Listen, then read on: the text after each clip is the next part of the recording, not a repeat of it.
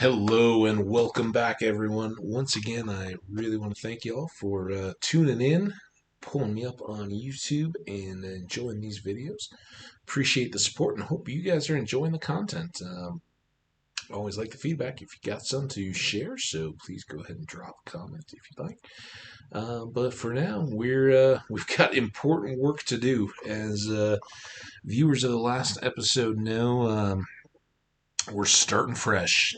Tragically, an Enderman and a skeleton kind of aligned forces and decided they would make life real bad for us. So we get a new chance to kick things off, and let's go ahead and do just that. We'll get the slide out of the way. Back in with a new world starting up, I did just go ahead and I stepped away for a little bit. I'd taken a little bit longer break before, so it hasn't been a real long. But toxic Minecraft, not on Steam, just flaunting it. They're like, yeah, we don't need to use Steam. Take that, proprietary content. Meh. All right, Elkanah was good while it lasted, and you are gone forever, a very long time. Boom. We don't got time for that. We're on to new and different and wild and fun. We've been talking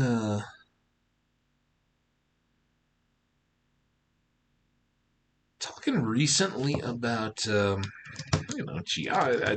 you guys are seeing, we've been talking quite a lot about the world, whether it's historical exploration type stuff of it or the geography kind of things. Those all are fascinating to me, and I think they're all pretty cool. While I'm talking here, I was thinking, maybe something Colorado-y for the name of the world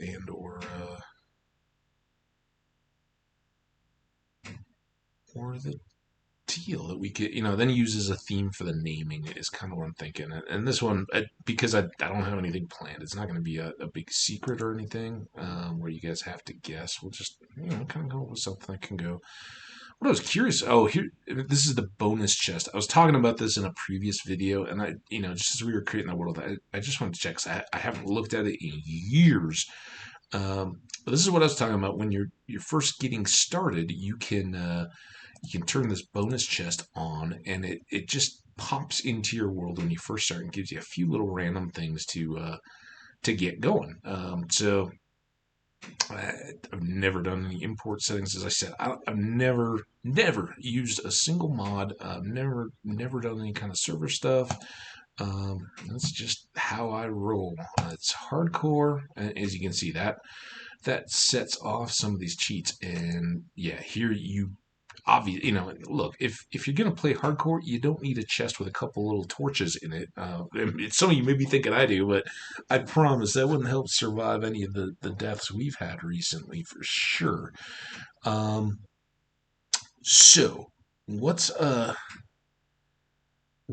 something that we can use that will give us a stream of names that we can use for our villagers, our pets, all that kind of stuff, but kind of a category or theme that we can drop those into. Just thinking to myself here.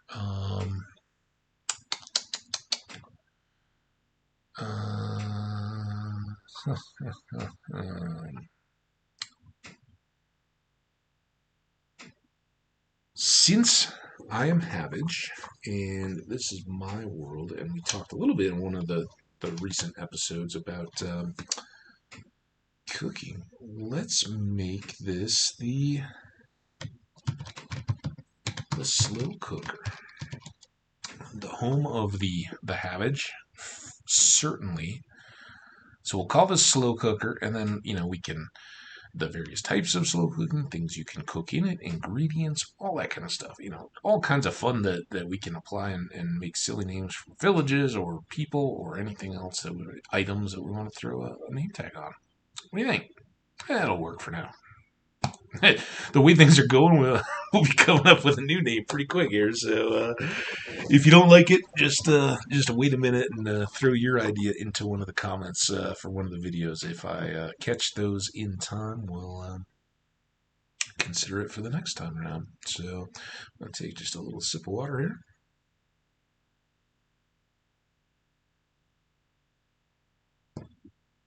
Hopefully we got the mic out of the way while our new world is building. We'll see what we got in store here, man. I loved the setup that we had on the last one. I'm guessing smack dab in the middle of a massive continent now.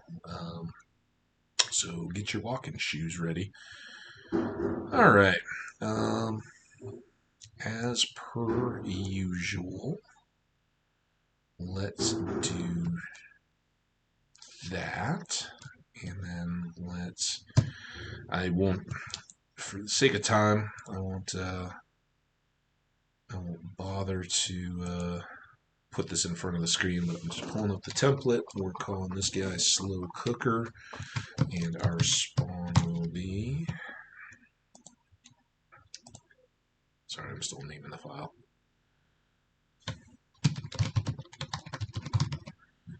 Alright. It's there. Back over to the window. F3. Escape. And again, this is why I jot these down, because while they'll always be kind of around the zero, close to 0, to some extent, that can range by quite a bit. And here we've got negative 176, not 5. That was a typo. Well, you guys can't even see. Here's what I'm making a typo on my notepad. All right.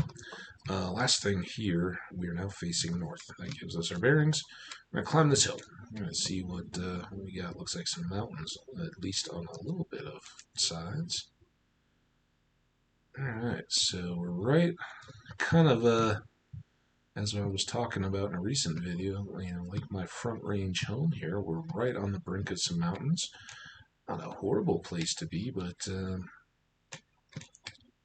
as you guys should all know by now, man, I tell you what, if that Enderman that is just in the distance and happened to decide that I looked at him as I'm just getting my bearings here and come over and kill me already, I would have laughed and cried and laughed and cried, and then we would have made a new world. Do.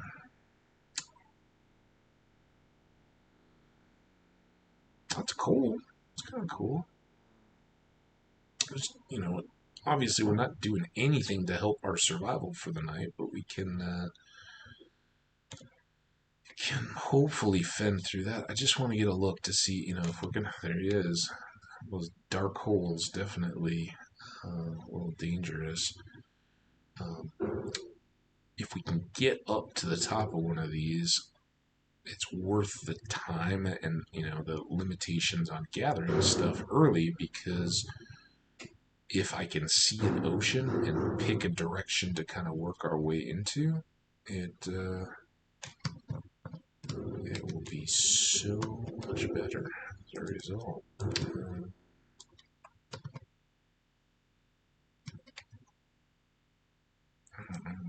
Just how... Oh, good enough. So we got some savanna out that way. I can see an acacia. Well, that could be a big tree, but it looks like an acacia tree.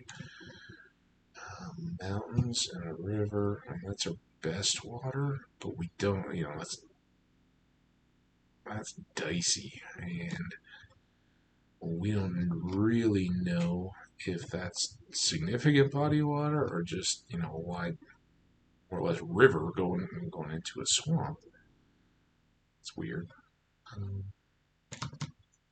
So let's just move around here, take another look out in this direction.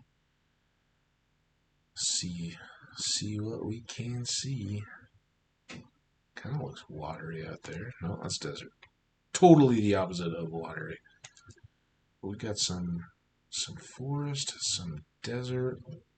I think we now we need to be out, kind of aware of ourselves. We we've taken this chance to look around. There's lots of good resources right around. We can definitely get well set up on coal, and make some stone tools right out of the gate here. So let's just pop down a couple of these trees, get a wood pick to make stone tools. We can then make a stone axe, pop out the rest of these trees in our immediate area, get some coal, have lights for the night, and maybe even kill enough sheep to get a bed. That's the immediate goal. So everything into planks. One crafting table. Boom. Place it. Get the dirt out of our hands. We don't need that. Some sticks. Boom. One stone or wood pick. Boom. Six. Well, really, let's just get the three. Do this the right way. We've had enough practice now. 3 pieces of stone. Make a stone pick.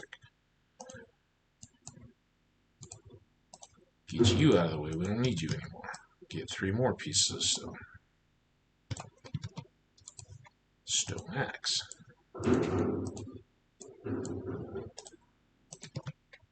Pick this up. Now we're cooking. More wood.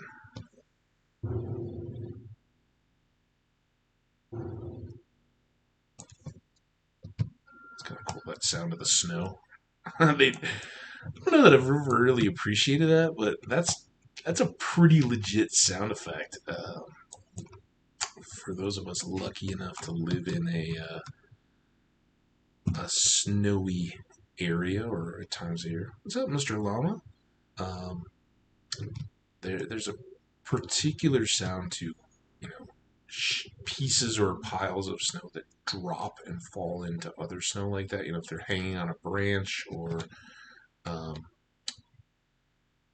just an overhang from a building or something like that. As they get warm and fall, they kind of make that kind of ploppy sound. And for all I know, it's really llamas in this game. They're just like, yeah, what, dude? Yeah, whatever. We meant that to be snow sound. It sounds like snow to me. All right, we're getting just enough more stone, because the one other thing we should really get going right now, before we even bother with torches, is a sword. Then we can go. We're not going to make our home on the top of this mountain, I don't think. So I don't mind seeing if we can take down 3 of the same sheep. That is a pain in the butt. In order to make a bed, the wool has to be the same color, and as we've seen in past worlds, when you're not shearing sheep, when you're killing them, you're only going to get 1 block of wool. I think you're guaranteed to get 1, which is nice, but that snowy or llama-y sound is awesome. But enough of that. Keep it more cool. Get the cool.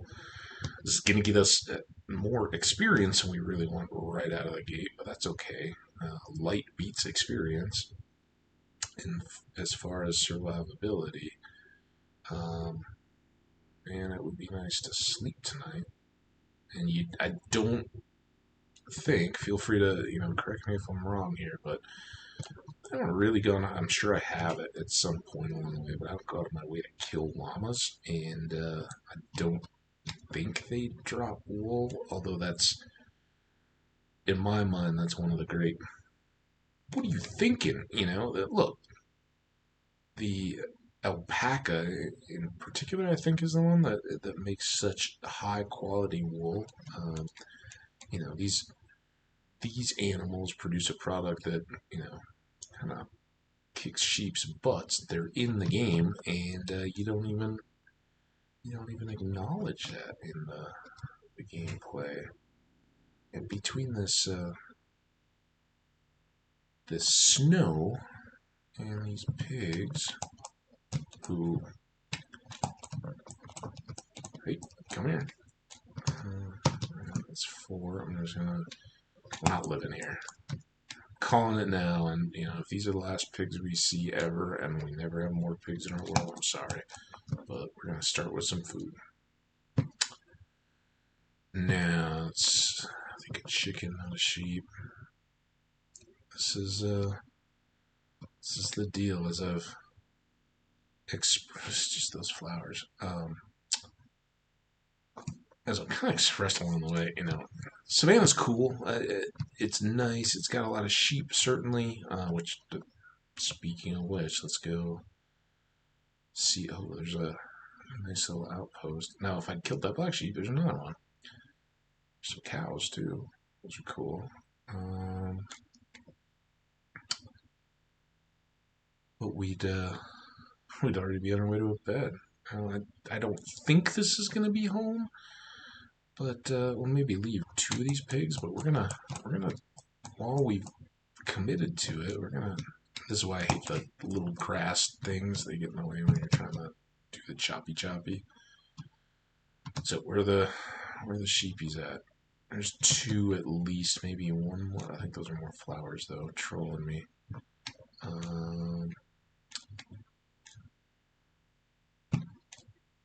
In terms of climbing a mountain, not doing too bad when it comes to first. Oh, a black and a gray sheep. Now we need 1 more. Got them over here. Got this. Got a bed. We're just gonna rush. Hope for one of these sheep before we have too many monsters coming at us. Nope, don't run away. Hey. Creepy Zool. Alright. Tool bench down.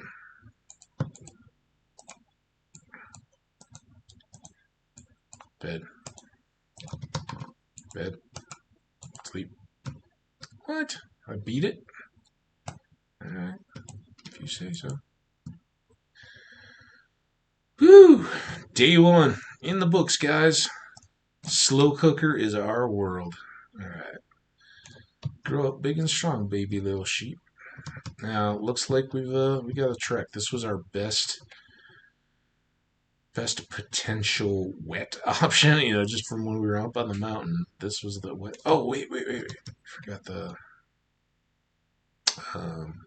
broken portal. We want to get that while we're close. See what early game goodiness we can get.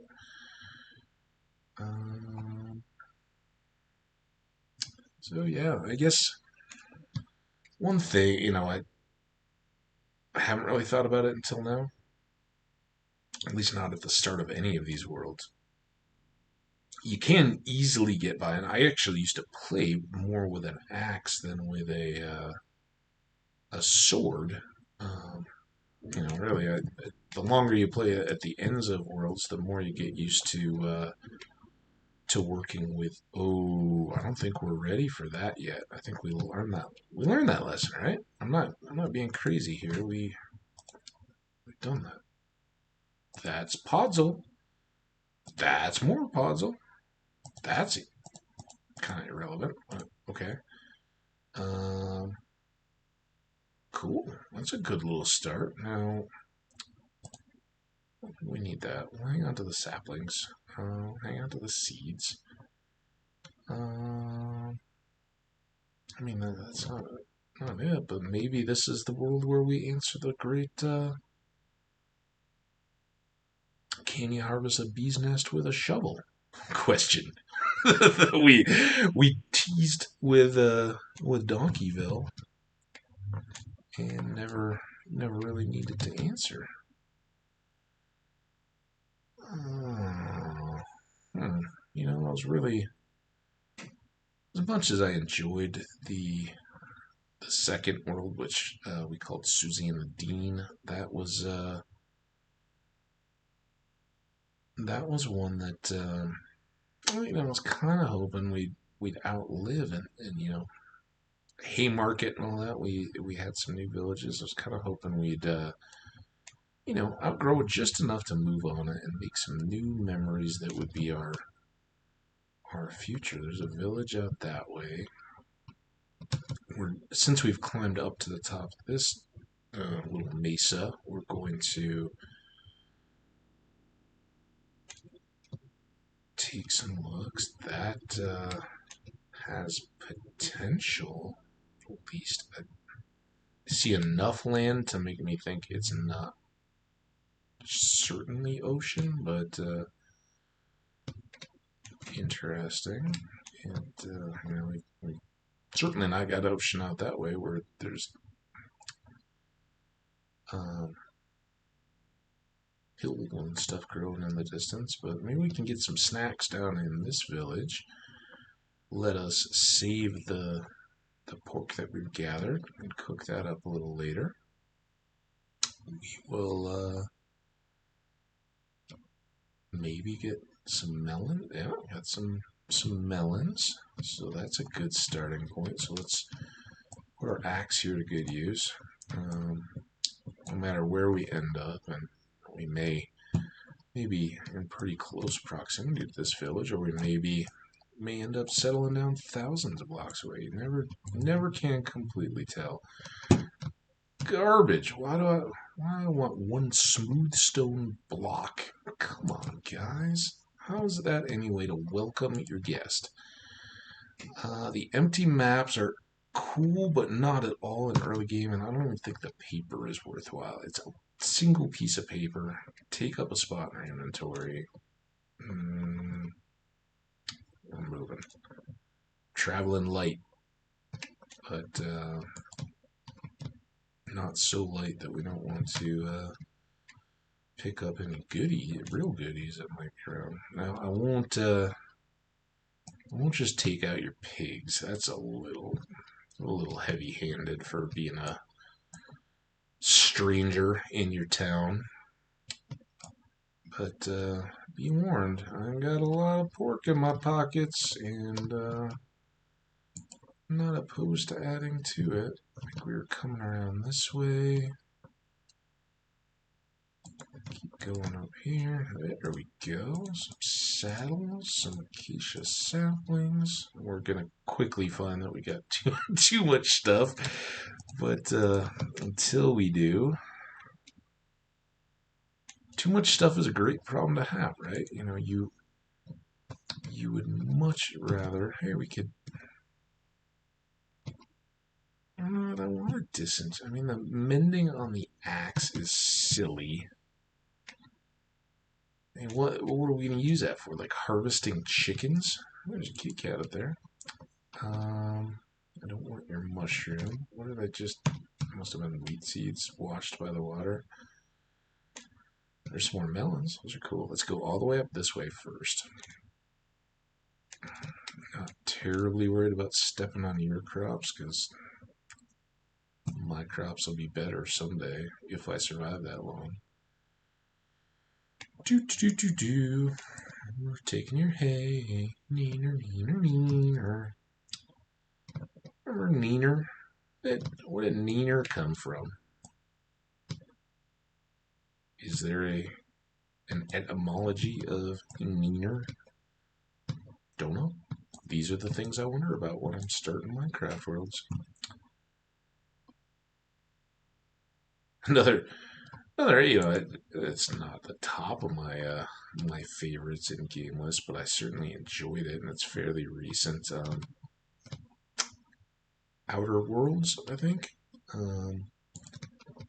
Kind of a sort of borderline like a Fallout or a Skyrim or something like that. Certainly not a Blizzard game. I think it was made by the companies that had done some of the old Star Wars, either maybe the Knights of the Old Republic games, not the online MMORPG, the Old Republic game, but maybe some of the earlier ones. So it had kind of that similar look and feel, and it was you're in space, you got guns and other weapons and baddies out to get you, a little bit of crafting kind of stuff, some more trade, all those kinds of skills and things like that. So your typical kind of RPG, not an ARPG exactly, but so that you're not repeatedly grinding on stuff. In fact, that game really played where you didn't have much benefit at all. You weren't just grinding back over the same mobs or materials or mobs or monsters to try to gain materials. All right, look, we got a bunch of melons. We've got enough bread to start. We can convert that into more bread. Um, we can certainly dump those if we need to because the melon slices will make more, but we could munch on melon slices if we needed to along the way. Um, so a very good start, but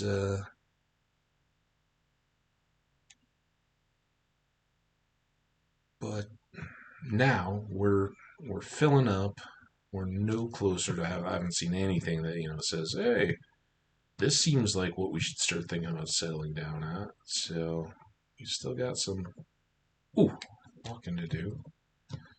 Again, when you catch an edge like that and start to drop, one concern is how far are you going to fall, and do you take damage from the landing? But the other has to kind of immediately be what's opened up behind you. Don't just sit and start munching food to recover from the fall. If it's possible that there's a cave opening, usually, if there's an overhang like that, that's the reason why, is that something has opened up behind you. So assure your exit, move if you can, and try to get to a secure place where you can kind of dust yourself off, check for the scrapes and see, am I really bleeding? Is anything out of place? You know how it was when you took a digger on a bike, or for me, rollerblades were huge. I grew up playing a lot of youth hockey kind of stuff, and as I said, your family makes value judgments on the kinds of things that you're gonna get as a kid, whether you're particularly thinking about that in financial terms, or as a lesson, or whether it's just the way you live your life. You're doing that either way. And one of the well, I've shared, in the past, we never saw value for having cable or things like, there's enough other stuff to do in your life, and we certainly didn't have to have the newest flashiest TV technology. We it, while I enjoy playing computer games and have for a long time, we didn't have fancy computers or gaming consoles or anything like that growing up. It was only once I got to the point of earning enough to do those myself that I really was approaching modernity. We had a Texas Instruments home computer when I was a kid. That was our first computer. It was on the heels, some of the earlier Apple IIe type stuff. I think was the kind of widespread generation. And again, we didn't have them. Our schools did very well early on with having computer labs. Even, I think for us, unknowingly ahead of their time. I learned later one of our schools. I don't know how it all worked exactly, but I think one of the buildings that had been a school in my community was sold to one of the early computer tech companies, and as a part of the deal, I think this is at least what I'd heard. Nothing super firsthand on it, but as a part of that deal, the company donated or gave or evaluated it and then gave them a break on a bunch of computers. So we had early computer labs in across the board in the elementary school, and maybe elementary was unfair. I think at my age and growing up, when I was in elementary school at the beginning, we had nothing. And, to help kind of show, I'm not ancient, but I'm also not a kid anymore. When I first started school, you watched, they would wheel in a film projector and you would watch film strips. Think The Man in the High Castle, if some of you guys have seen that, the metallic circular film strips that they were showing the projectors and things that they used to play those. That was the kind of stuff the AV whatever it was for the various schools had wheeled carts, and they already had projectors on them. Every room had a screen, and they'd pull that down and you have film time and watch some kind of a film strip. But there was no such thing as VCRs, and all that came along while I was a kid. Um, but in the course of that, we had at my house we had a Texas Instruments computer, and it was kind of one of those parents understood that, yeah, these things are gonna change the world. We need to be in on that, and then they I probably, and I'm guessing, I don't remember for sure. I can maybe check with my parents and see if they even remember. But I think that when my dad got it, he may have gotten it at a department store in an electronics section. And some people may be going, what are department stores? Well, it's a very few remain, Macy's or Nordstrom's and all that. And by and large, I make a habit of going into those if I can. I avoid malls and shopping to the extent that I can. It's kind of fun around Christmas or something, go in and kind of do a little bit of last minute shopping. But that's why things like Amazon do so well. But um, I think that back when this is Radio Shacks probably existed by that point, but they even weren't full on computery type stuff at that point. It was more electronics in the sense that your phone or your TV or something may need a fuse, or you may need to rewire a plug. Those kind of things were, again, this is when I was a little kid, but I think until there was enough of a demand for things like a Best Buy, and I don't know exactly when those exploded, but I think even Radio Shack was kind of taken off around the movie Short Circuit was contemporary with my childhood. So, and that featured Radio Shack permanently. So, it was kind of contemporary. All right, as we've been reminiscing and rambling here, we've gotten out. I don't know that I'm particularly down. I've been noticing and kind of evaluating this little stretch here. It would work for a base pretty well. It's got the features we've talked about, right? It's fairly flat, access to ocean. We could clear out this and get a load of wood and not have to do much terraforming to have a large, flat yard type area. And we could see what's out and beyond, but it's even got a cave. Maybe we'll hit that up before we go on, but I don't know, man. Is it just too much more of the same of, too similar to what we've kind of already done? We haven't seen any awesome new biomes yet. I don't see any bees just hanging out yet. We passed through the village, but that's back beyond more, savanna and swamp. So while we would have enough lily pads to cover up any irrigating we did, we'd also have a swamp. We got a little footprint of dark forest. How far does this go? I mean, that's a little bit of an ad. It's kind of cool to have close. Who knows? Maybe it's got just happens to randomly have a woodland mansion in it. I say that tongue in cheek. Woodland mansions are features. Eventually, you use a cartographer who's one of the village professions, to sell you a Woodland Mansion map.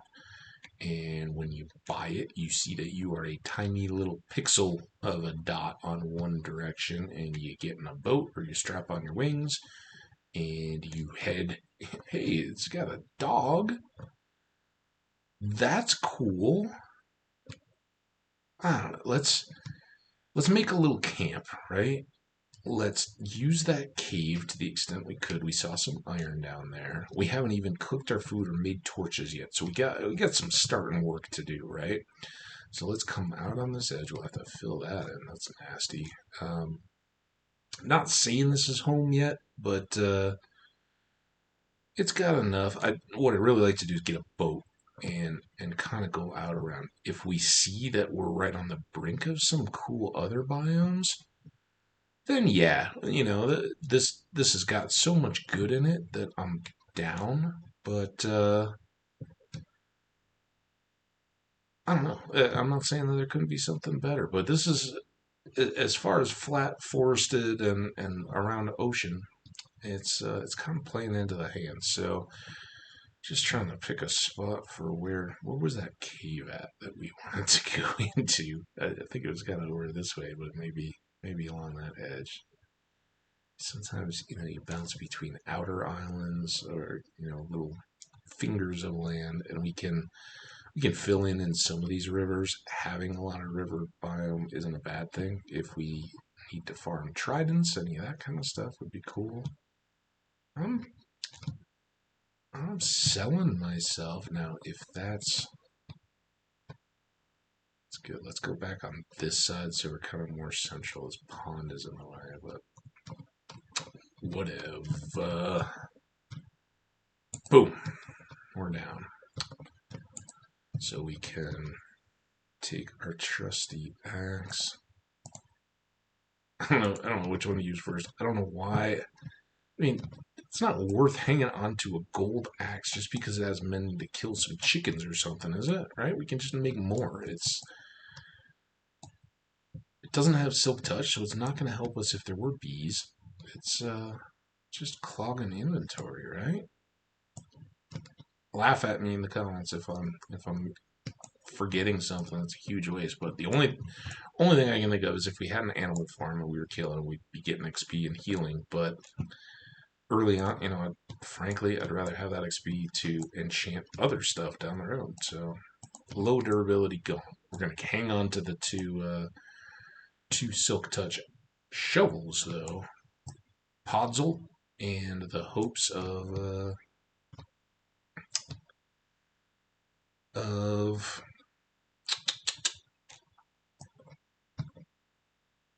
bees, so we can for science the second bee.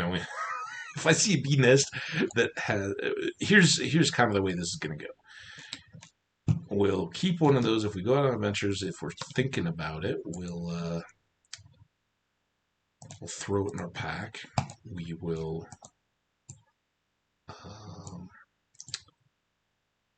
go out and adventure. If we see good bee nests, again, this is for when we have a home. If we see good bee nests, we will squirrel them away and keep them stored for future hardships. I'm kind of losing it, babbling. Not losing it. I just focused on what's going into this bin here and try to be storytelling while we go. If we go on adventures and we see a bee nest and there's bees in it, we want to preserve that. I don't necessarily just want to for science one that's active and we think we can transport bees back in. But if we see one that has no honey and we've kind of cropped past it a few times and there's no activity, remember the bee nest in our last one, right? It was kind of right by our farm, between the trees where we were trying to get one to pop, and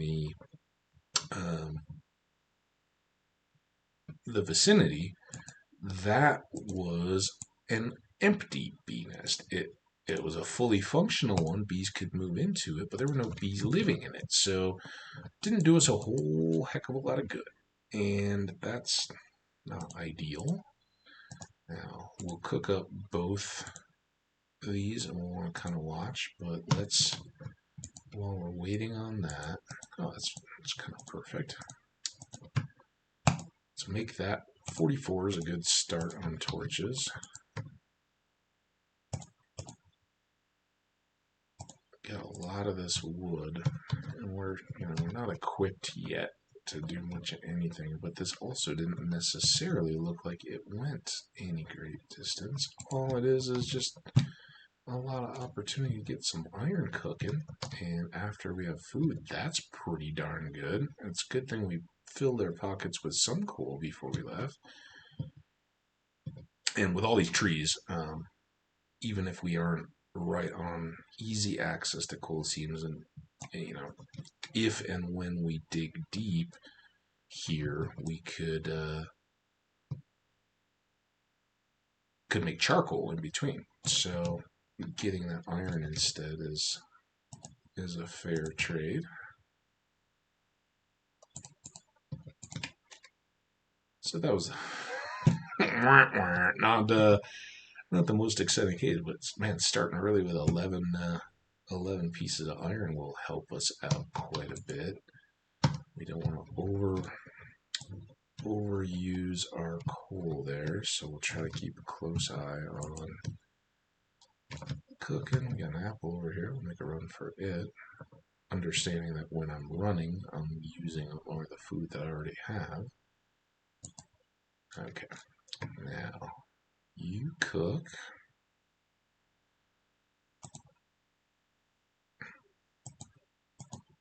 Yeah, keep cooking, and we'll do the same with the iron. We'll hang on to our bread first, eat through that. We want to keep this coal that we have, since we have a couple of torches, just to have it ready.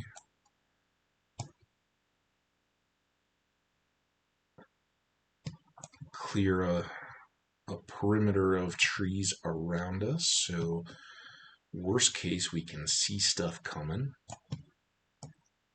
before it's right on top of us, and best case maybe we make a little log cabin or something eventually, or a palisade of logs. That would kind of be a Disney Adventureland. I don't even know if they still have that. Nowadays, the Star Wars universe and the Harry Potter universe and all that. They're constantly updating their theme parks and things. I remember that were kind of either lingering from the 60s or 70s, or new and fresh in the 80s, have all cycled through and been replaced now. So it's just one of those deals, and I don't begrudge them. I think there's wide debate, particularly among the Star Wars folks, about whether Disney has saved or ruined Star Wars altogether, and you're welcome to your opinions on that. I think they've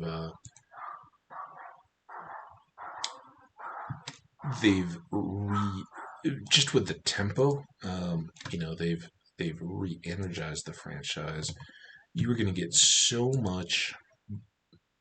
many people, and starting before my age. I was kind of the late Empire and early Return of the Jedi generation. I was big enough to be probably a smart aleck kid by the time Return of the Jedi. Just old enough to be like, I'm not really sure I'm down with Ewoks, but they're kind of cool, they're cute, and I thought the speeder bikes were awesome enough that it balanced it all out. So that kind of age when between the two, I remember going to see Empire with my dad, probably my sister. The whole family may have piled in to go, and it wasn't the first movie. I'll tell you what, the first or the movie I ever saw in a theater, and it's more from hearing about it from my mom. But I do remember, Empire Strikes Back was one of those first movies that I ever. I remember the day. It was fairly nice out, and probably there were you know, maybe my mom didn't come along because I think it was one of those. It was a nice day, whatever was going on. It was one of those. I remember being outside, my dad coming outside to find us as we were playing or whatever, and saying, "Hey, let's go see Empire Strikes Back in the movie theater." And I don't think it was their first run. I think, it had been out in theaters or whatever and come back and was, kind of a, for all I know, it may have been matinee or, whatever kind of probably was, I was a kid, you're not gonna pop for the most expensive or current movie when you got little kids. You're gonna kind of manage those expectations, but I remember it. I remember being so sure in the car on the way home that there's no way Han Solo's dead. They're gonna come back. He's frozen. He's not dead. Parents giving me a hard time, kind of trolling. Are you sure? It looked pretty bad to me. Wink, wink. So I don't know while we're talking about how we got all the way here. We were talking about all kinds of different stuff as we got this world going, but Star Wars, movies, um, Radio Shacks and Short Circuit was always just an extension of that? Was there something that really led us here? If it comes back to me, I'll feel free to finish the thought, but honestly, not certain. That's okay. Well, before we just send bad money after good, let's do this. I can't believe I'm still carrying around a wood pick that I can put in a box. I know it, save it until a time when you can do some mining when it's safe, but you don't need to carry it around in your inventory, dummy. Get it into the boxes you've made. This'll, again, camp, right? We know we got a lot more stuff to do, but as I've said many times, it's nice to have the familiar footprint. You can, I think, get stuff done more confidently. Now we need more stone. So let's go back down in this little hole. I saw that bottom of that torch. I was like, did I miss more iron? Is there a potential for goodies? Now, we'll just, maybe we make a cabin up. I mentioned a palisade. Maybe that's, kind of, oh, that's what we were talking about, theme parks and all that. Palisade, Adventureland, Disney parks, blah, blah, blah, blah, blah, refreshing their stuff. And we were talking about Star Wars, and me saying that I thought, they haven't, they've treated the original material well enough and re-energized it enough that I think they've, by and large, done a pretty good job. The stuff with Mandalorian, that's pretty well done, I thought. It's not trying to say, oh, this is the story, this is how it should have been done, or this is, it's capturing on the love for Yoda, and put in the kind of cute little baby Yoda stuff, and yeah, marketing, sell some toys, awesome. That, you got to make your money, right? If you're not making money, you're not going to keep doing it. So, while a lot of people, excuse me, there, I try to keep this pretty team in terms of language style and all that, but sometimes you get frustrated with yourself and mutter under your breath. So, no offense intended if any was taken. Let's get ready to sleep. Let's see if our iron is done. Good. Are we ready? No, not quite. This all started with this one stick. I was like, oh, all right, iron. We need a sword. Boom. This time 9. Let's hold off on our bucket and make our shirt. Nothing like putting on a big old slab of metal and then crawling into bed. But that's comfy. No, no, no, no. We'll sleep first, then gear up, and we'll, for all the good it's done us, we'll go ahead and get a shield. And what we really, we're just, to remind myself as much as tell all you guys, we're really, our primary concern here is getting this boat going and seeing if there's stuff around us that makes this seem like, yeah, this is a good place to settle in. Jury's still out on that one at the moment. I like it. Just putting the camp down. Camp is nice, but knowing how easy it is to get lost, don't forget the bed. Try to, keep turning back so it's inside this little bay. There's, a couple birches and it's off to the right there. There's some turtles and a sandy little bay. Got a big sand hill. You stand out on the edge, you can go, oh, it's a big old ocean, but easy enough to get lost. Now, to get back home, we'll want to go east. Should have known that. The sunset just happened. I'd kind of say this is a potential drown. We don't want to. Ooh, village, that helps.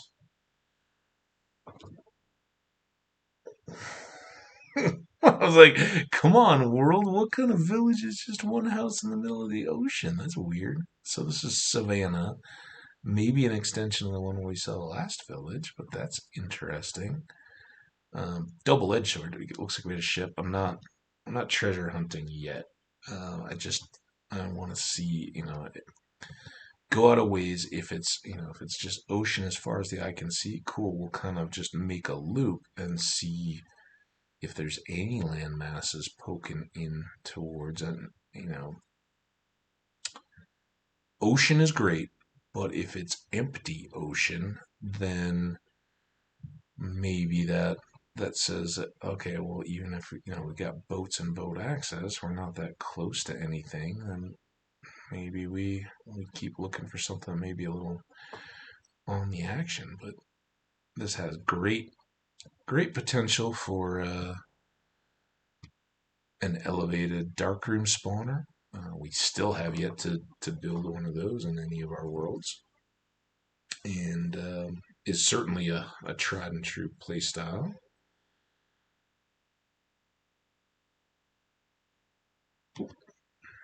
What is it? I'd love to see some Badlands or a jungle, something that would just sell it. Be like, all right, we are in the place we need to be. We'll be right back.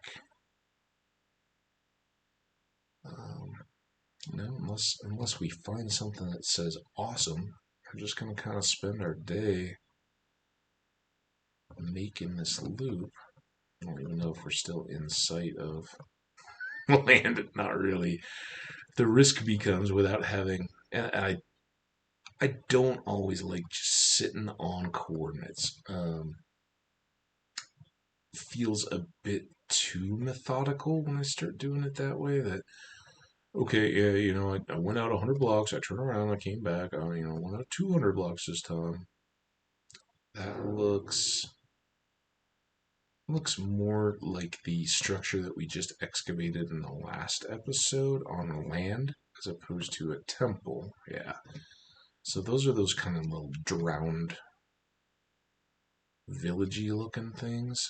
These just seem to be a little smattering of islands.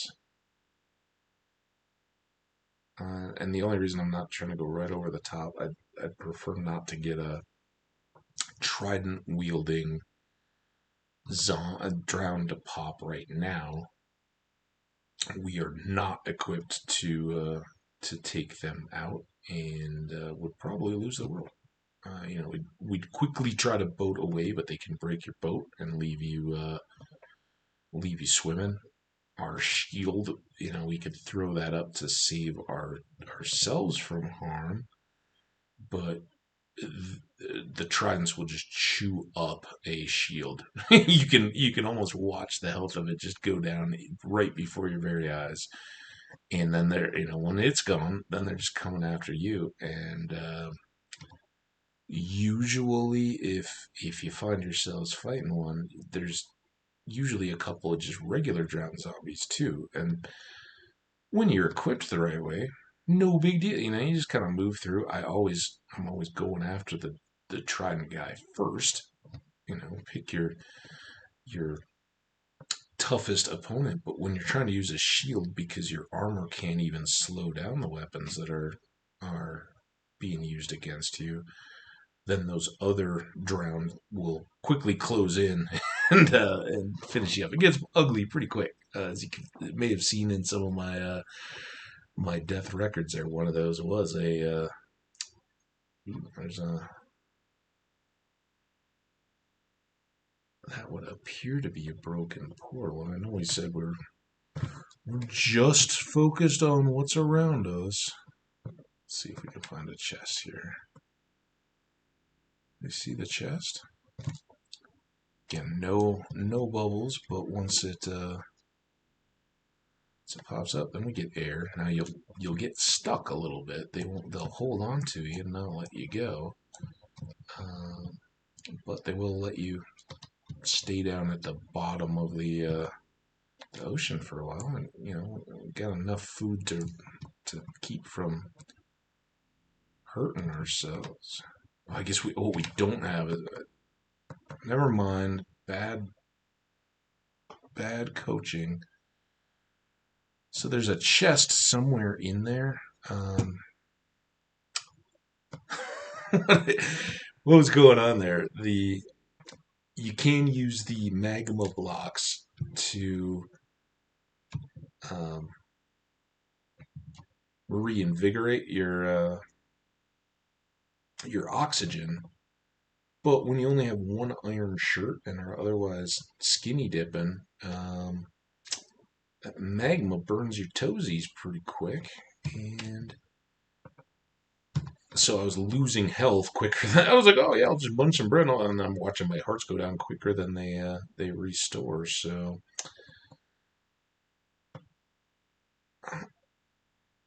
hang on one second. Sorry, felt that cough and didn't have a good mute, so I tried to move the mic out of the way. Hopefully, you guys didn't get blown up by it. This is not exactly ideal. Forested islands are cool. This one seems low-lying enough that maybe it just becomes a relocation of our home. We could settle over on this one. It'd still be out if, like I was talking about, at the end of we were talking about Magellan, right? And the Portuguese making moving the trade goods hop by hop as opposed to one big trip, and that was always an option. Well, we could hop by hop our base if there's cooler biomes out this way, have a shorter trip, and still be able to get back to that village we discovered. Now we get more swamp. But, it would just be nice to see something fun and exciting and new. Certainly, we got our pick here. We can make a good home and get settled. Another one of the advantages of the previously discovered area is so far I think we've only once encountered a as we were exploring for diamonds again in the second world. I think we pushed far enough to see um, a flooded out underwater cavern. And under ocean biomes, you get those where, all the available blocks are actually water sources. So you kind of slowly have to work your way through unless you've got respiration or something. Even then you can get trapped. But they can be pretty cool when you're equipped for them. But, excuse me, a little hiccup there. If you're not, they're kind of a pain and they slow down. Hiccups between that cough and the hiccups. I don't know. Um, so what I was saying, this one's further out, but we didn't just see that it was a stepping stone to an awesome biome. And because I don't want to have to, be doing my diamond exploration under a circle of ocean, this one may not be as good as our original. Our original has the village nearby, and it has the advantage that it was kind of sticking out from all the land we'd already walked over to get there. We can make our, I think we won't go with the elaborate fancy stairs this time. We'll go with the straight shot stairs this time, just to keep from making me rip my own hair out.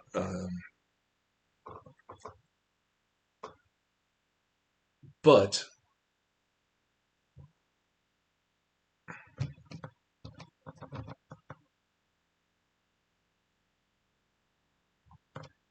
I started seeing the ice and was looking back this way. Yeah, there's a lot of land we could go down, but again with the swamp and the ice, I don't see that there's a huge win. Obviously, we got some underwater stuff going on to explore. We've skirted ice before, and there's not harvesting blue ice from the middle of that eventually is awesome, but it doesn't have a lot of early game benefit.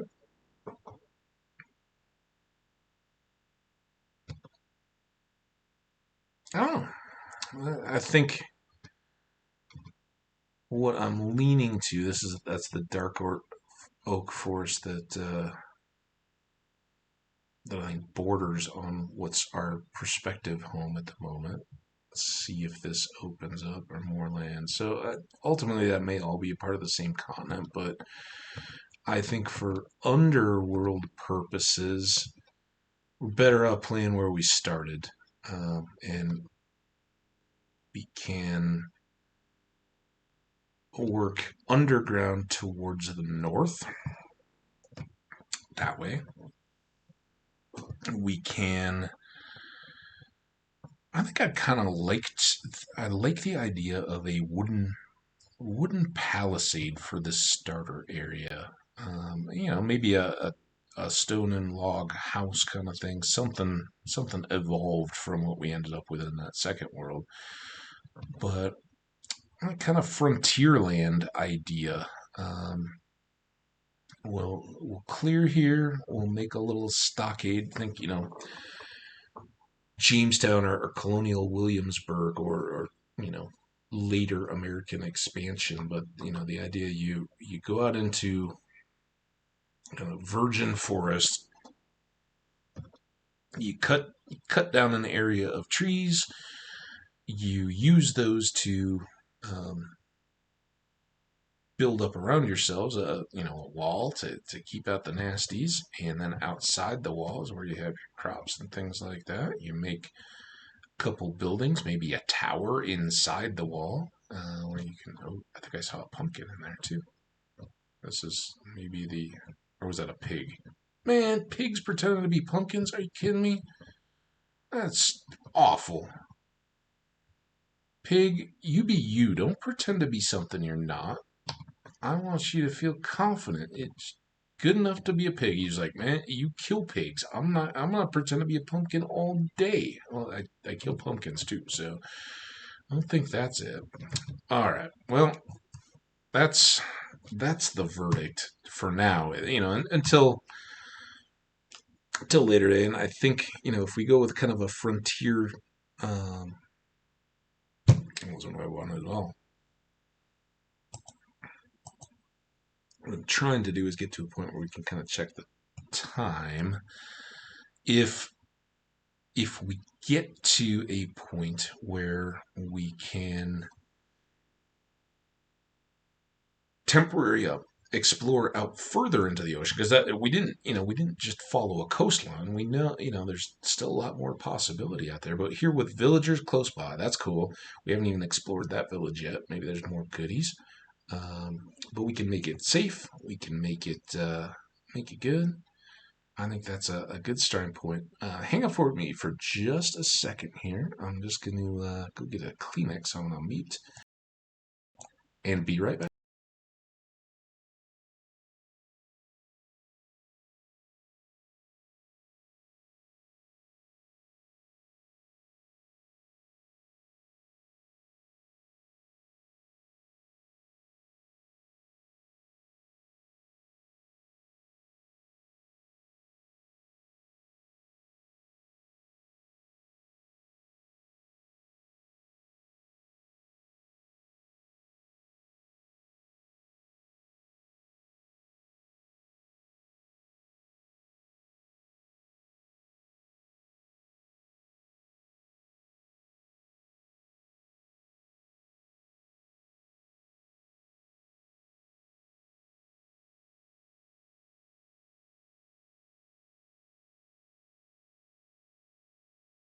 All right, and I'm back. Thanks so much for your patience there. Sorry for the interruption. Let me just double check before I hide that window. I think we're good. All live. So, that. Now, back where we want to be. Home, where I want to be. Blah, blah, blah, blah, blah, blah, blah, blah, blah. I don't want to get copyright, but I also don't know the words to that song. What is that? Like Talking Heads? Duran Duran? So speaking of Talking Heads, and copyright, and the fact that whatever you put out on the internet is being evaluated. It's constantly being scoured now by YouTube itself, or or other providers, or they're looking. They don't want to get hit or have to deal with claims of copyright violation. But there's also that, and this isn't a Big Brother deal. This is more just kind of it's kind of joking speculation, but it's something that it dawns on me every once in a while. And it struck me as funny earlier.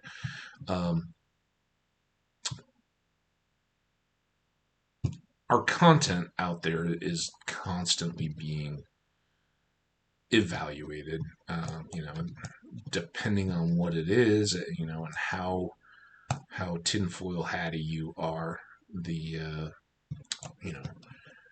now if you read all the fine details of all the various end user licensing agreements, there's company, whatever software companies are logging all your keystrokes, they can also apply that out to others. That there's a lot of that about various gaming platforms that they're effectively self-applied Trojans that are saying, yeah, I want this software. When you click on the little, do you trust this company to install the and run the software on your computer? You say yeah, and then in addition to letting you play a silly game, they're also taking your consent to mean that they have free access to scan, and they're seeing it in the video game context. It's usually done in the guise of dealing with cheating. Their game economies or the balance of play, whatever their software is. If the people that choose to try to exploit that do so through other programs that run alongside on the computer. So therefore, we need to have access to see all your stuff.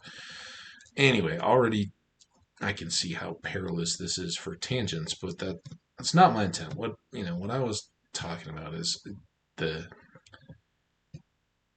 technology to listen to and evaluate content is also, it goes hand in glove with the, kind of Siri and Alexas of the world, that ever present, and unless you specifically opt out of it, that technology that's always listening to your worlds. And I always think of this in terms of pets, right? I read somewhere, I think, that animal, dogs and cats in particular, and really, really noticeable, it's been most studied in and is certainly apparent in dogs. Dogs are called man's best friend for a reason. It's because they found an evolutionary niche, and really became a um,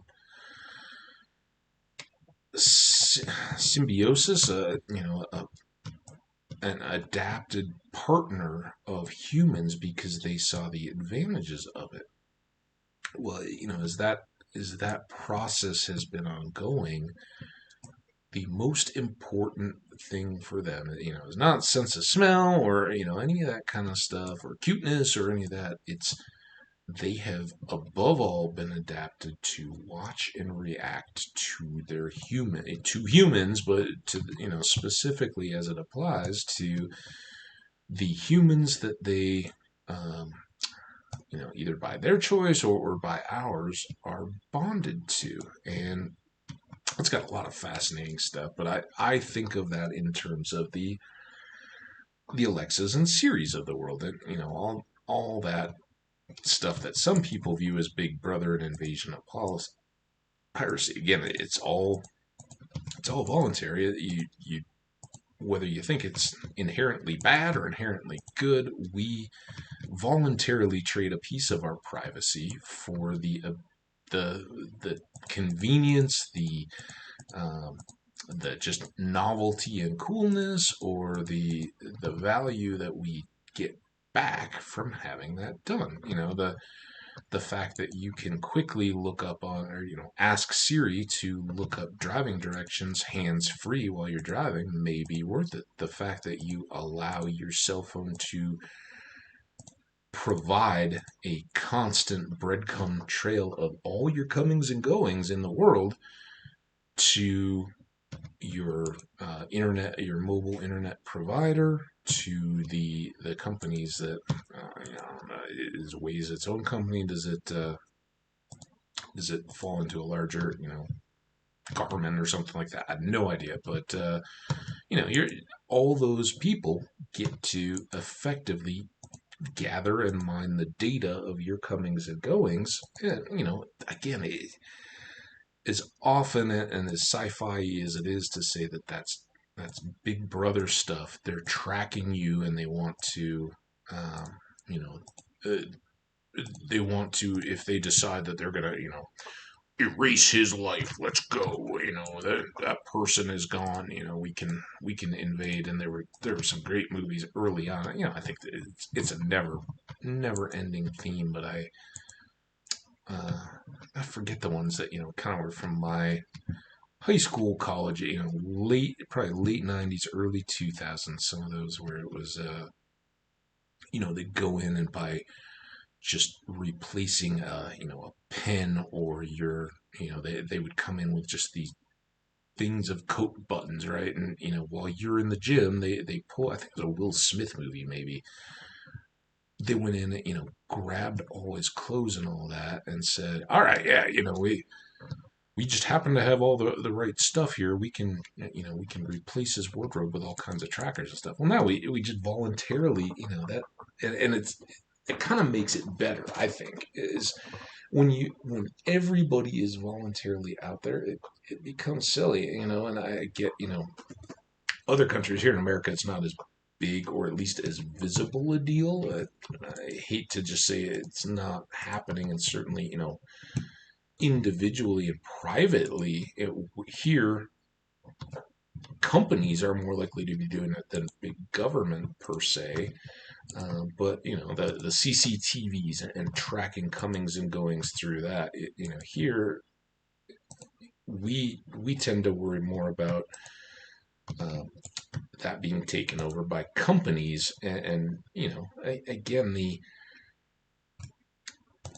the alarm, I think, is tempered quite a bit with those companies are, they want a customer base. They'd much rather do that than expose your dirty little secrets. There's less market in blackmail than in just having a widely satisfied and returning customer base. Think Apple, right? So many people have an iPhone, and they ultimately have access to a ton of data about our lives.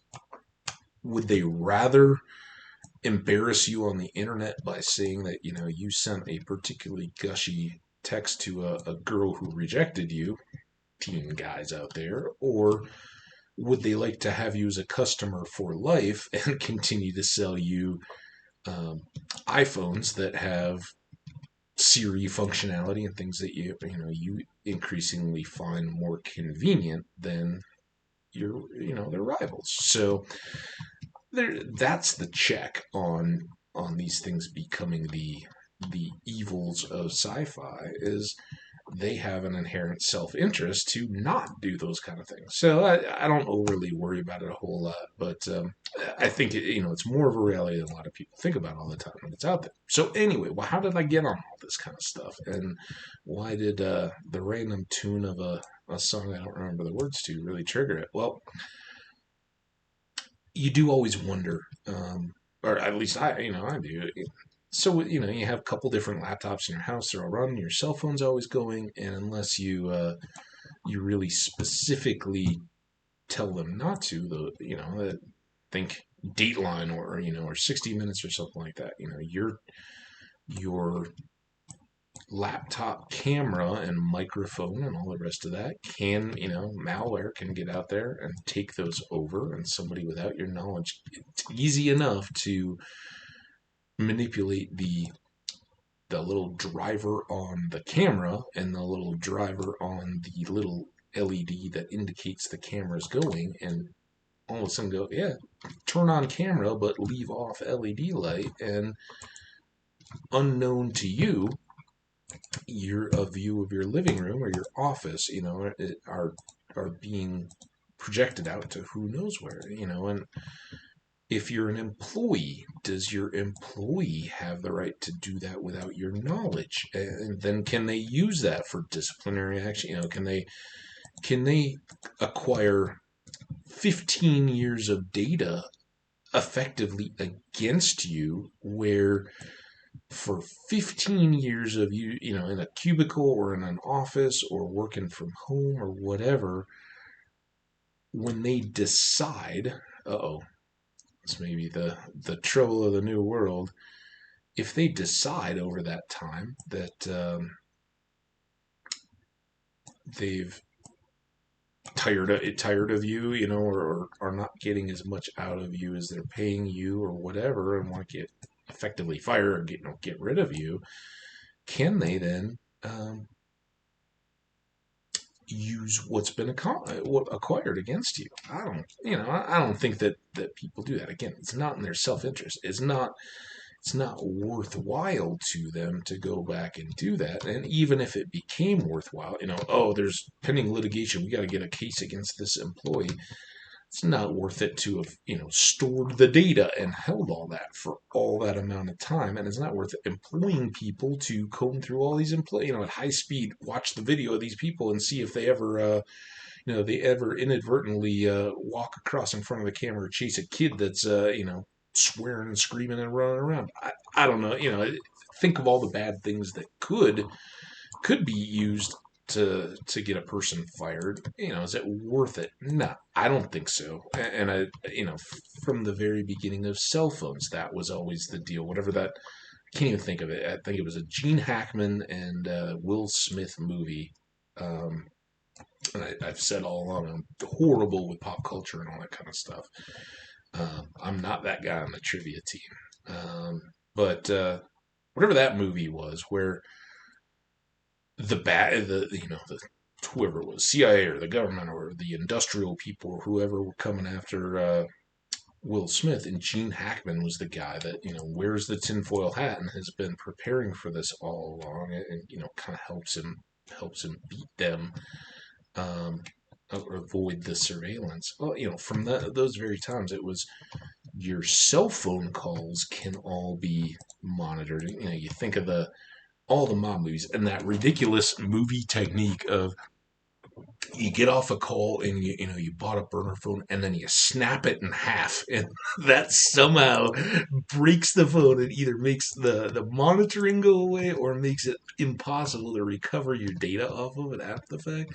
Guys, it's a little chip inside the phone. It doesn't matter. I always liken it to the movie Zoolander when the Wilson brother, whichever one of them it is that's in that movie, again, horrible with names. I know who I'm talking about, but he's you know, another one of the model friends, and at the end they're trying to help, and at the time it was it the iMac, the colorful computer and monitor all in one. He says the files are in the computer. He smashes it on the desk to pull out the computer files. You know, that was very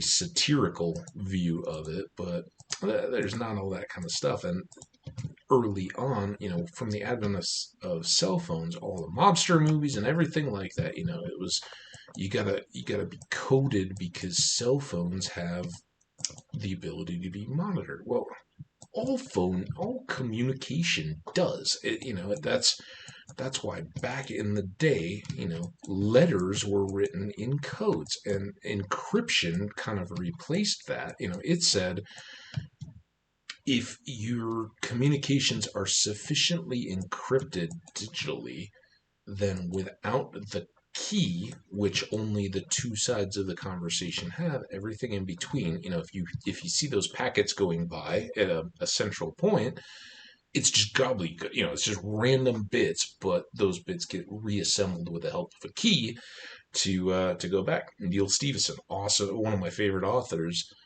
very long-winded. You know, it definitely one of those that you have to work to enjoy and digest, but can then, you know, when you gotten the payoff of reading one of his novels, all the way through one of his series of books, man, you're just like, oh, the forethought to put all that stuff together. But he wrote an early book. It's been around for quite a while now.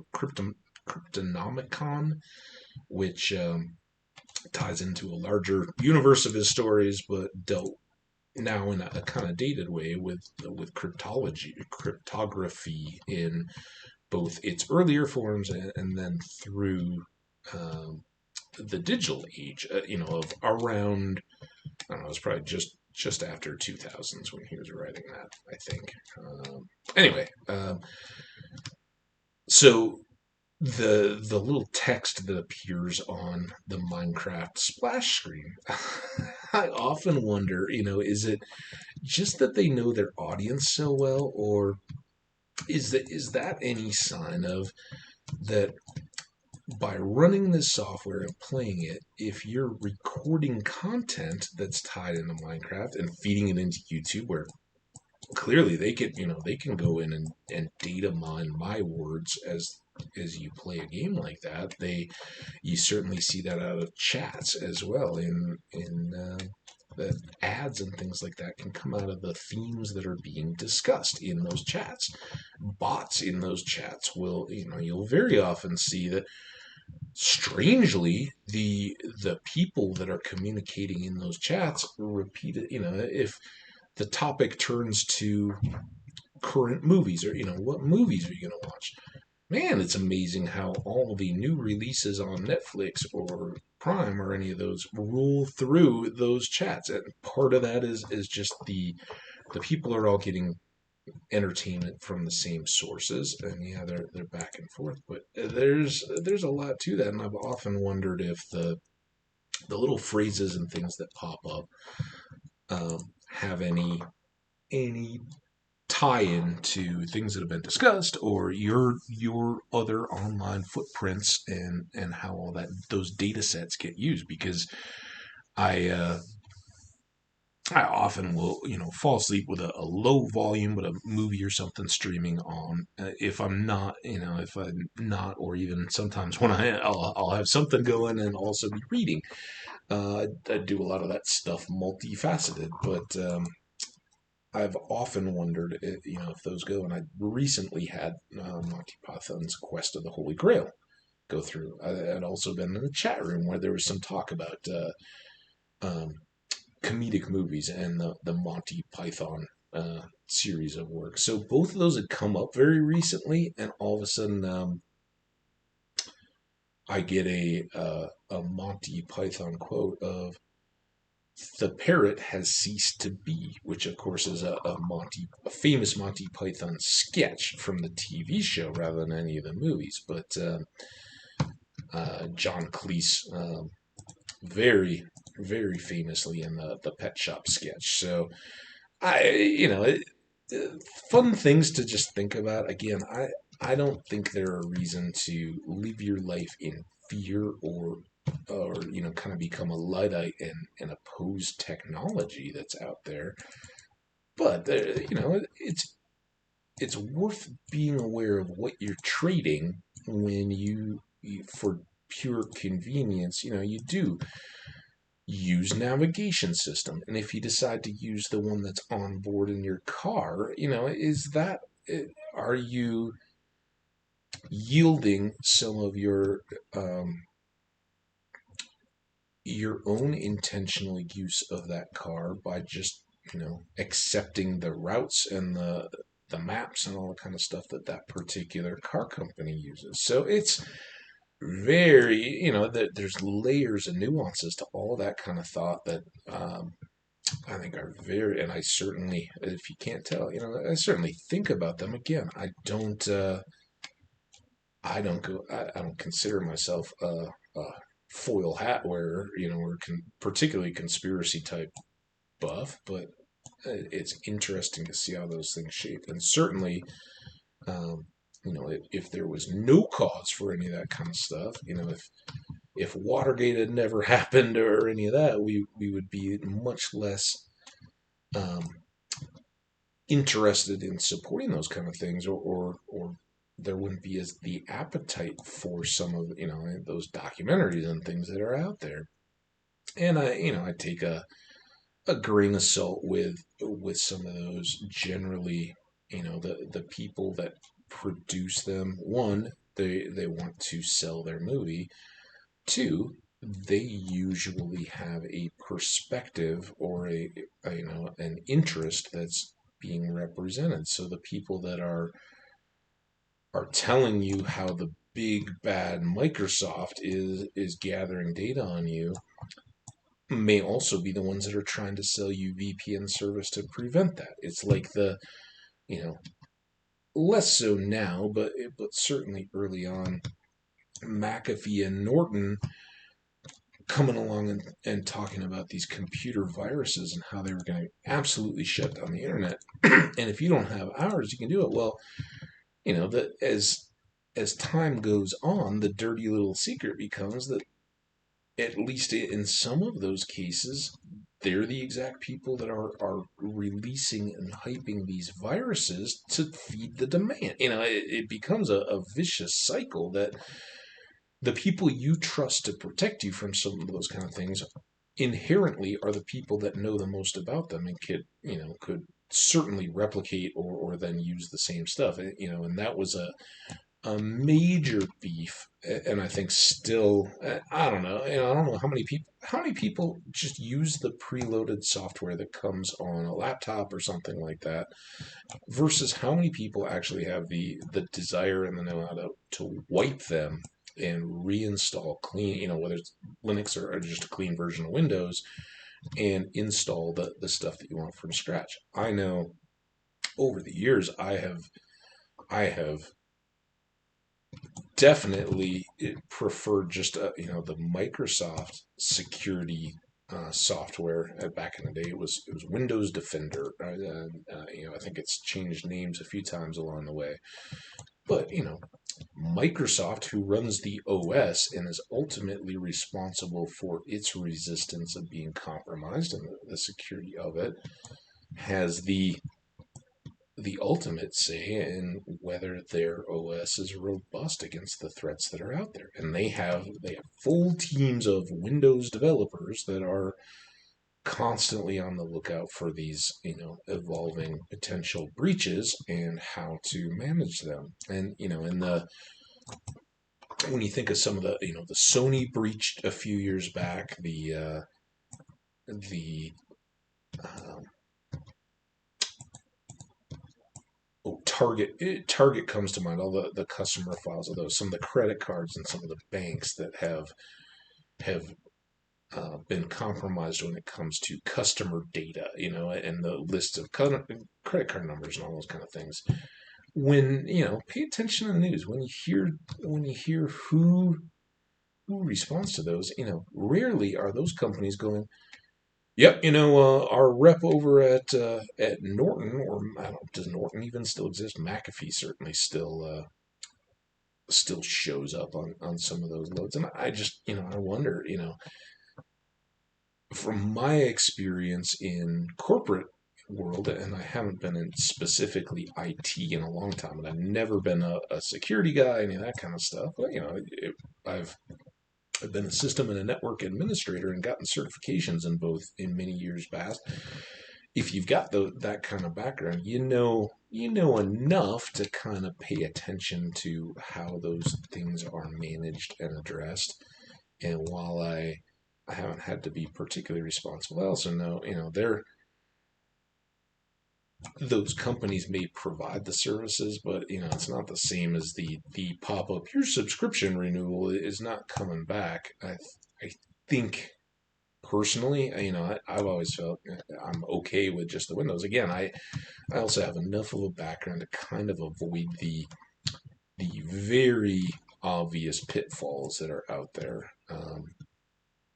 Knock on wood, it can happen to anybody, and you can be exploited. I think I've ended up with a virus on a work computer once in all of my professional career, and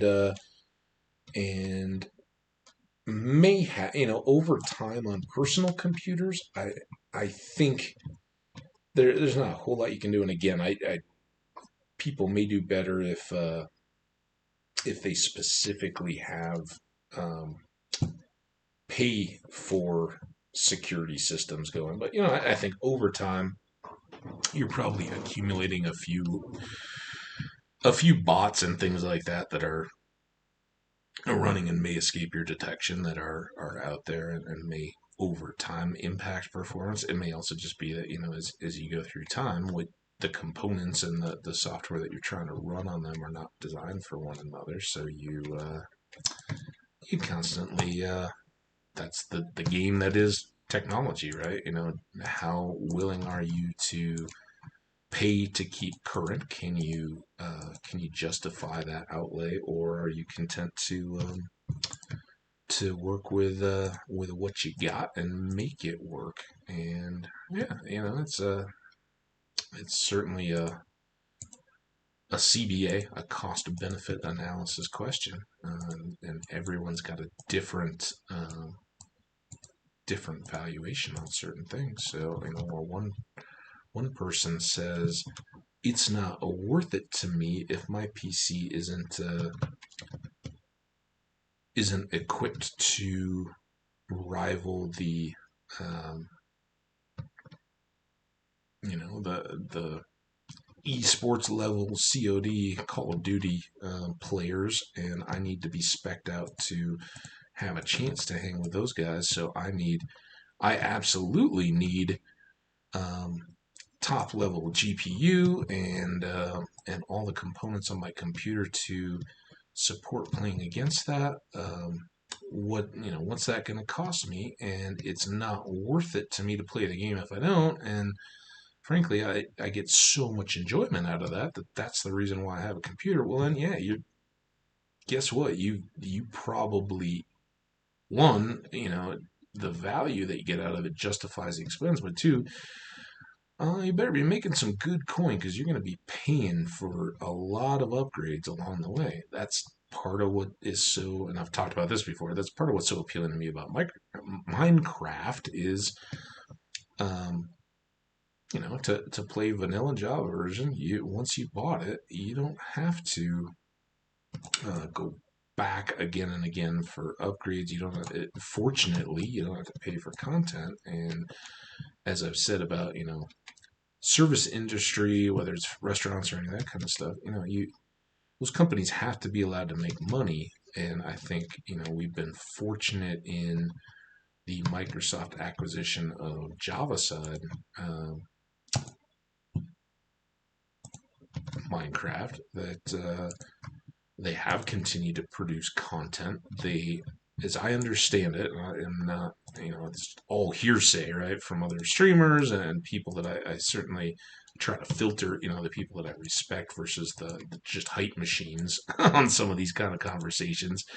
But my understanding is that when the sale of Minecraft to Microsoft was arranged, there were two things. One was that, the price for Java Edition Minecraft would always be as is, and it would always be at least maintained and available to the people that had already purchased it.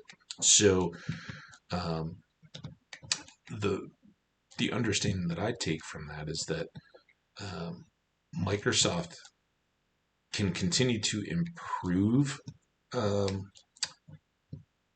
Minecraft in the Java version, and they've been awesome to do so. That they're, in my mind, doing just an absolutely great job of keeping it going. But they can't add additional subscription fees onto whatever is the base version of that. And wherever they, whenever they decide to deviate from a profit model on that, or decide that it's not worthwhile, they have to at least keep whatever that last base version is out and available for the same purchase price that people have already bought the game for. That was the, and I'm very much paraphrasing from what I've come to hear over time, as opposed to what maybe out there. But yeah, that's my understanding, is that, as a condition of selling the game, Microsoft had to agree to those terms to keep it available, because when Notch created it, that was his deal. He set a price early on of I don't know what it is, $9.99, 10, $15, $10. So it was either $9.99, I think, or $14.99, whatever it was. That's it. You can still get the game for that price and enjoy it and play it in the vanilla mode. And certainly, it was designed with the intent that modifications would be welcome, and the user community and all that, and you could, along the way, I I think you can. There are some mods and they're just free, but you can charge or make money off of mods and go that way. I think that there are subscription servers. Again, I've never played on a server, so I've never gone out of my way to try to um, get the real details on all that.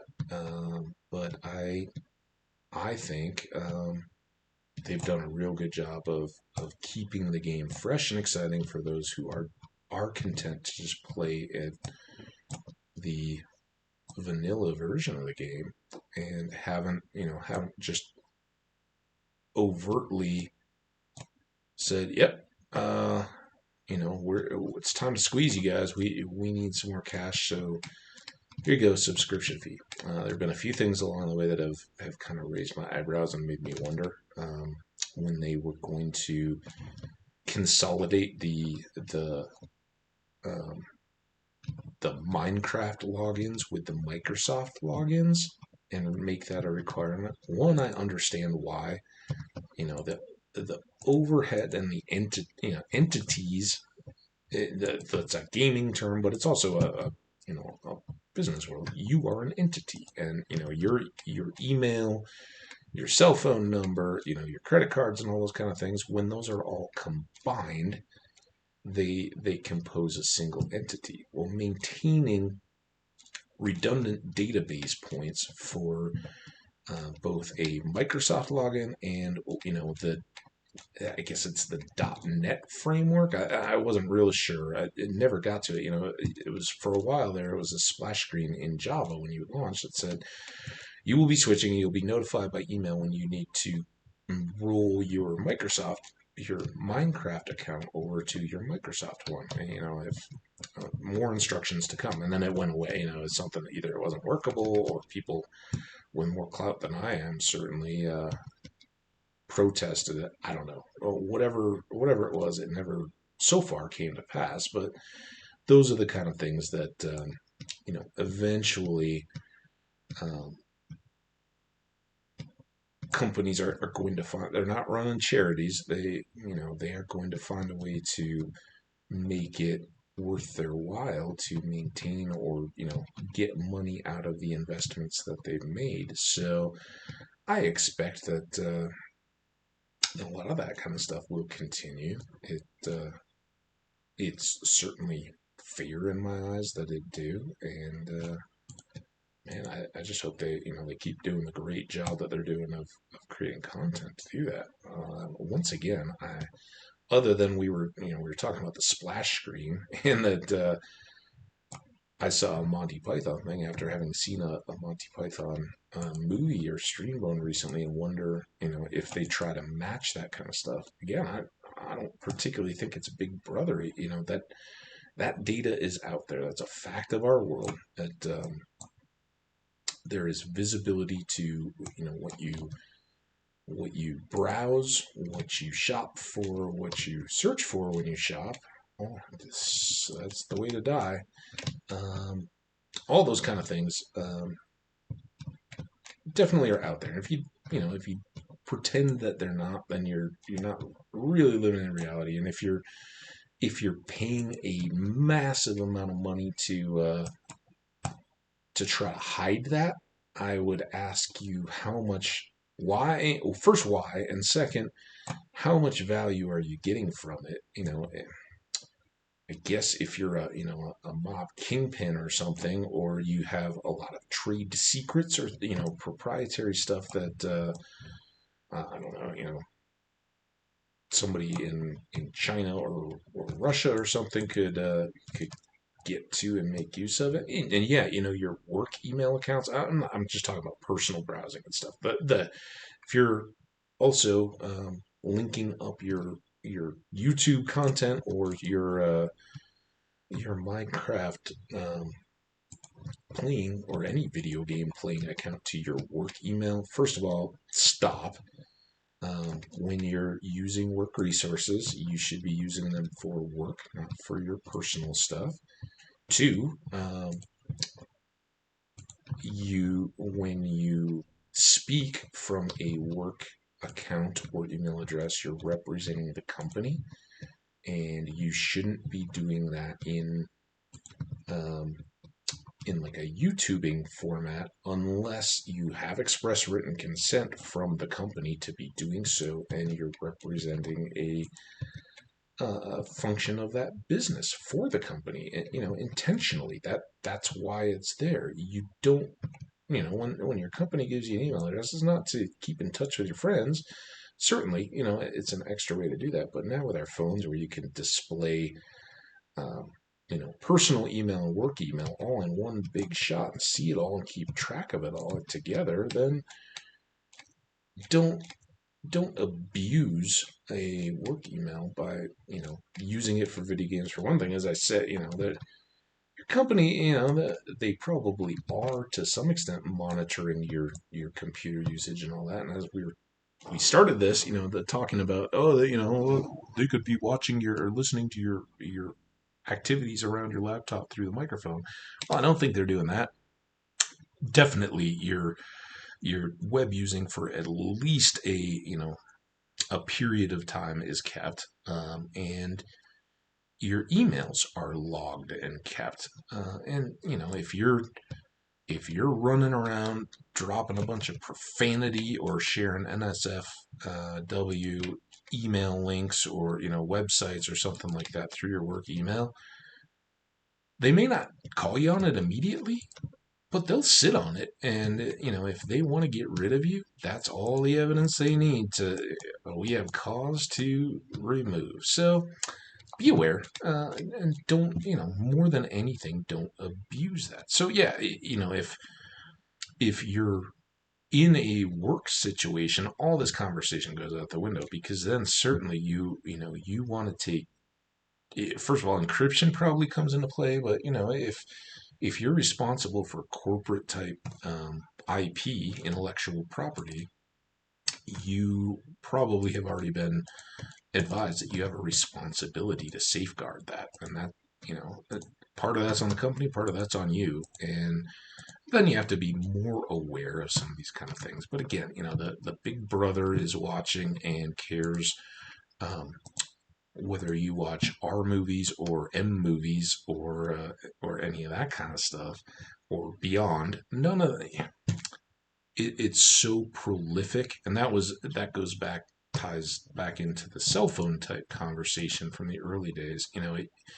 It used to be that thing when you got a cell phone, or if you're just talking, you would make sure to say, what were supposed to be the trigger words. Like you'd say bomb, you'd say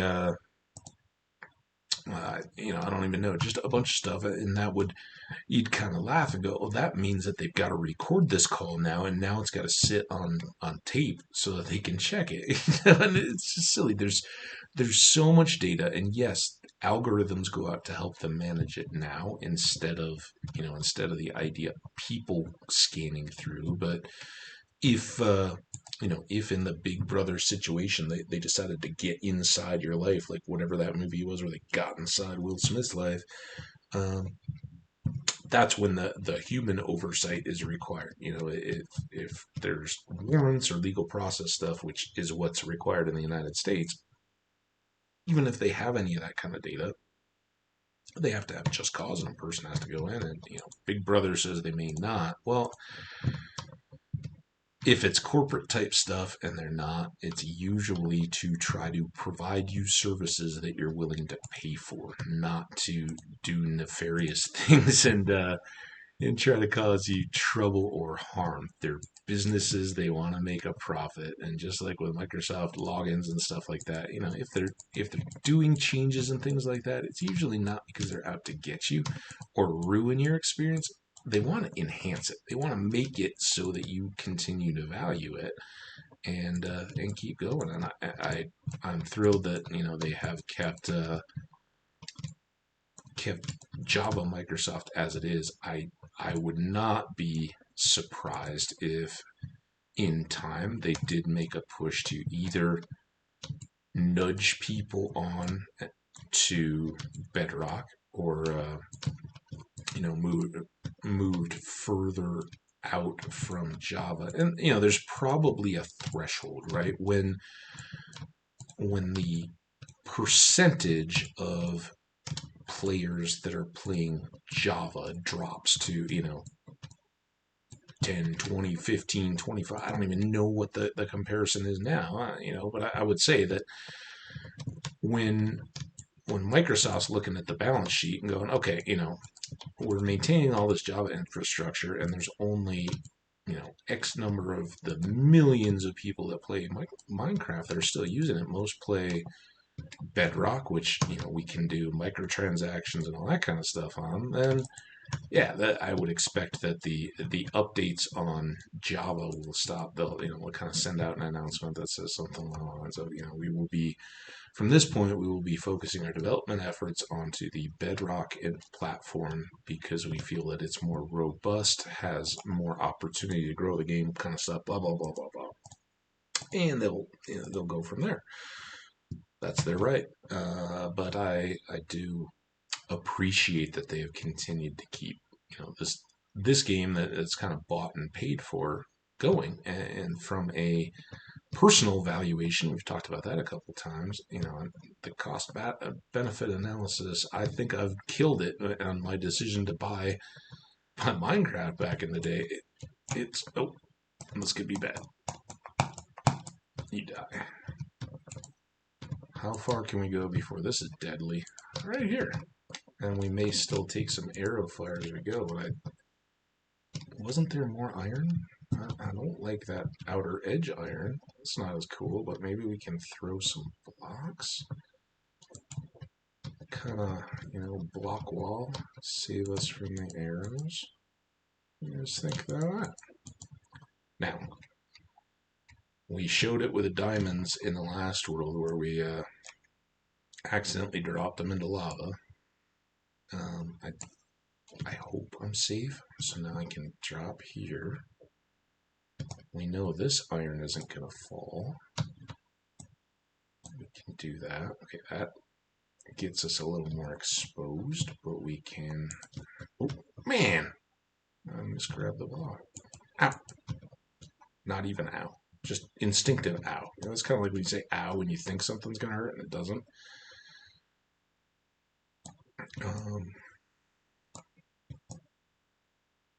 Okay. Good. Got to that. We can get some more of this coal, maybe? And we can, you know, maybe digging down. The reason we're away now, I wanted to... I think we had just slept, though, hadn't we? I hope. This may open up. Let's check the sky. Maybe make a run and cook this iron. We got enough coal to do that. So the reason I've kind of been pressing down here is to, you know, I think with our palisade scheme, we could build up, you know, a wall and stuff around here and kind of make this an access down to lower stuff. That massive underground type ravine that's opening up along the side. Not real good for our early game purposes. Certainly a lot of fun to be had in there, but not quite for real. When did we drop that? Was that... I don't even know. Was that on our boat trip? I made that. Did I never even equip it? I'm taking on skeletons. Like, oh, yeah, well, I guess I better just suck it up and punch him, take a few arrows. Come on. Alright. We'll need another axe, but we need some goodies. This being the first one. Then we need some boots. And then what, we have 7 more coming? 7 or 8? Pants, you know, can be next. So that's good. We got 1 bone. Good, because we've seen wolves around. We can make a doggy friend. Yeah, we should, how many do we have in here? Let's go boom, boom, get that at least to 10, and then get some more torches going.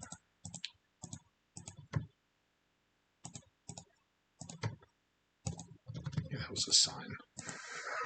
We'll say that was a sign, and slow play a little bit. All right, you go.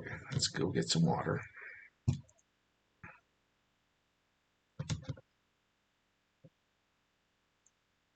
Still kind of midday. Looking good. Let's put these sticks back. How did I don't even know how I could have possibly dropped that instead of putting it in the chest. Okay. Sure, that was exactly what happened. I mean, I don't doubt it was on me, not the game, but weird. So, I didn't grab what I meant to. Gotta get to bed. I think what we're gonna do, it's after, it's, you know, it's kind of midday-ish. Rather than dropping back down into that hole, which we can continue to explore, but let's go over to this village on the coast that we'd seen. Let's see what goodies they have for us before we get too caught up. Real quick, I know we're getting close. Let's get over here and maybe we'll go as far as this village. Hopefully it'll be evening. Either we'll sleep or we won't, but we'll wrap up the episode there. This is coming up on a couple hours. I had a shorter one in between, but yeah, we'll get over here, be ready to sleep. We got this desert. Maybe we got some temple-y action. It looks pretty small though. I don't know if it's even full-on desert as opposed to beach, but I think we've got cacti. That would seem to tell me that we're at least a little mini desert, which is cool. So here's the village. think I'll be able to find my boat if I leave it right in the middle of the village like the gillage. See, it's a village on the coast, so there's a lot of fish, so we call it the gillage. Stack back up, stock up on some more bread. Close to bedtime. Here's this. Hey guys, you just got a workbench, a tool chest, anyway? What's going on? What's your deal? Make me punch you. Let's at least try to get these houses done out on this point. We'll come, still got time. Mostly nothing, but a few more breads. Come back around here. Do we have any sugar yet? Let's grab the sugar. I don't think we're going to be like over jammed pockets here, just from one little quick village. We're just kind of killing time till dusk. We'll sleep, call that